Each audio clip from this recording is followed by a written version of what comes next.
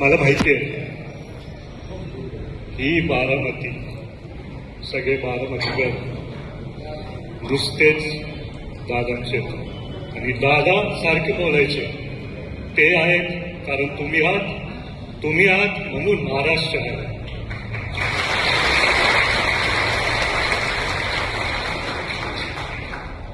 आज मला तुम्हाला सर्वांना एक विनंती करायची.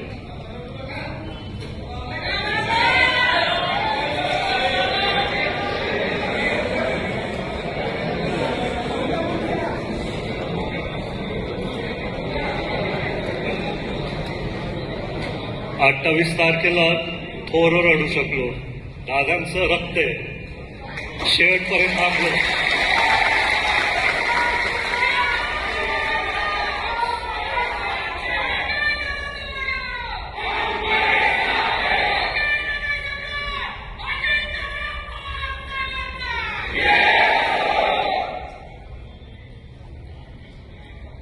कुटुंबच्या समोर रडणार नाही तर कुठे रडणार. तर मला आपल्या सर्वांना विनंती करायची. मी आज पण पत्रकारांनी मला प्रश्न विचारले, दादा तुम्हाला काय वाटतं की विरोधकांनी ही निवडणूक लढायला पाहिजे का?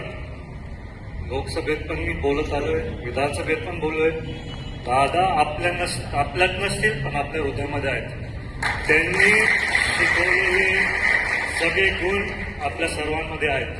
त्याच्यामुळे मी त्यांना बोललो सगळ्यांनाच लढायचा अधिकार आहे, पण बारामतीकरांनी ठरवलेलं आहे.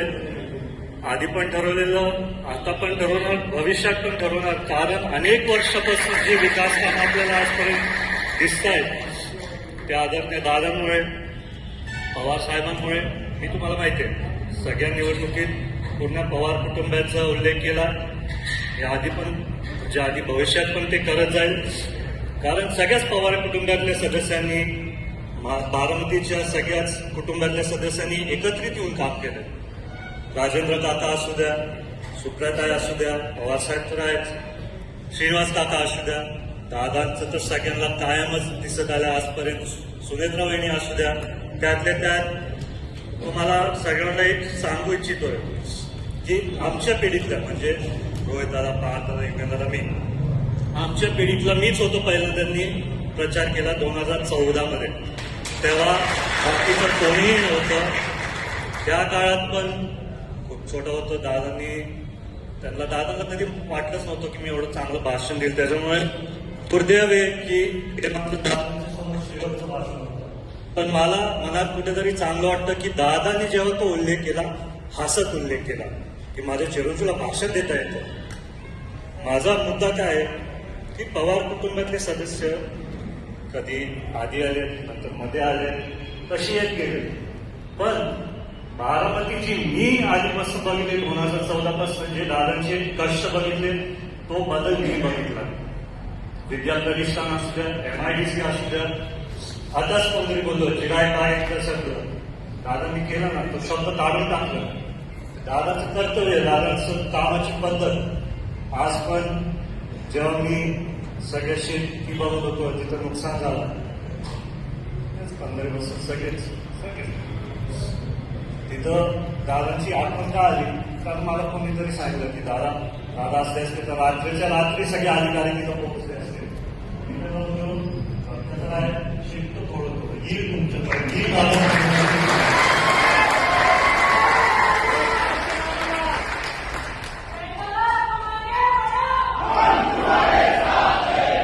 आज खरं तर मला एक व्हिडिओ दाखवायचा. किती वेळ लागतो त्या स्क्रीनवर?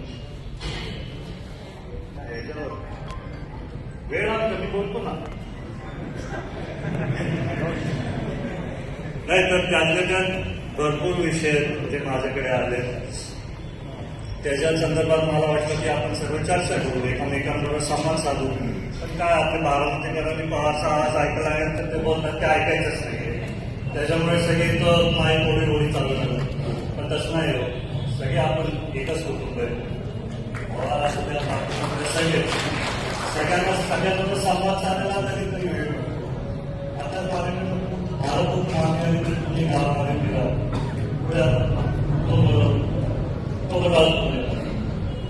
लोकसभेत फिरलो, विधानसभेत फिरलो, ऐकून फिरला, भविष्यात फिरला, काय फिरलो, महाराष्ट्रात टाकले.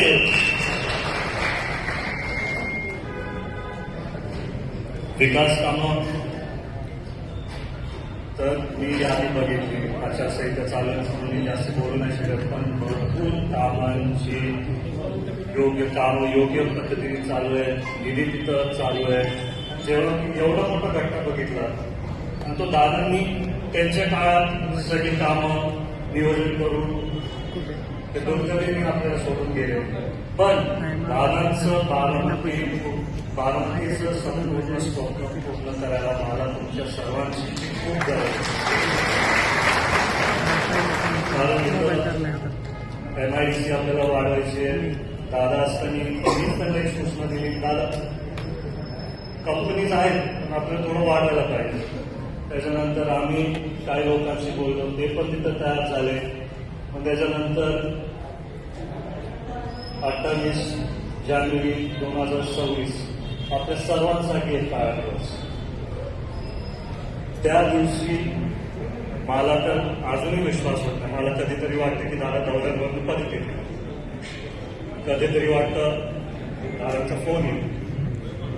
पण तुम्हा सर्वांना भेटून दादा तुमच्या सर्वांमध्ये मला दिसते.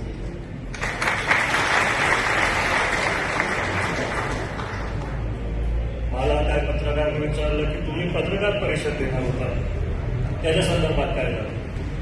मला तुम्हाला सांगायचं का, तुम्ही माझं CIDने माझं रक्त घेतलं, DNA चेक करायला. CID अधिकाऱ्यांसाठी बरोबर मी काय संवाद साधला. ज्या दिवशी दुर्घटना झाली मी आपल्या निवा एसपीला सांगितलं, काहीही करून सचिन पवार येते, सचिन पवार सांगत होतो काहीही करून मला ते ब्लॅक बॉक्स होणे पाहिजे. दोन्ही ब्लॅक बॉक्स मिळाले, दोन्ही ब्लॅक बॉक्सचे फोटो आपल्याकडे. पण कारवाई होऊ द्या, अहवाल येऊ द्या. पण नंतर एकदा पूर्ण बाहेर आले होते आपण बोलू. त्यांना मी बोललो, माझे काय मुद्दे होते ते बोलताना मी स्वतःच सांगितले. तर मी परत जाऊन तेच बोलायचं का, तर आपण पुढे गेलो, आपण नवीन मुद्दे मांडायला पाहिजे, खरे मुद्दे मांडायला पाहिजे.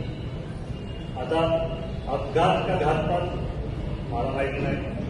ज्या लोकांनी तो व्हिडिओ बघितला त्यांच्या सगळ्यांच्या मनात शंका आहे, क्लिअर असं होऊ शकत नाही, आपल्या सगळ्यांना माहिती आहे. तर त्याच्यात मी पण तो एक व्हिडिओ टाकला रोहित सिंगचा विमानात झोपलेला. तिथं पण मी लिहिलं यांच्यावरती अटक करा, जोपर्यंत कुठली कारवाई होत नाही तोपर्यंत त्यांना अटक करून द्यावा. तुम्हाला माहिती आहे, जर एक बिल्डिंग पडली, त्याच्या बिल्डिंग मधला स्लॅब पडला, तर तिथल्या कामगारांना काहीतरी इंजिनिअरिंग नाही होऊ शकत, डायरेक्ट मारलं. कुठल्या तरी रेस्टॉरंटमध्ये नाही तर कुठेतरी आग लागली. तर आता गोव्यात काहीतरी झाले, ते दोन मार्गांना लंडनमधून उचलून आलं पोलिसांनी.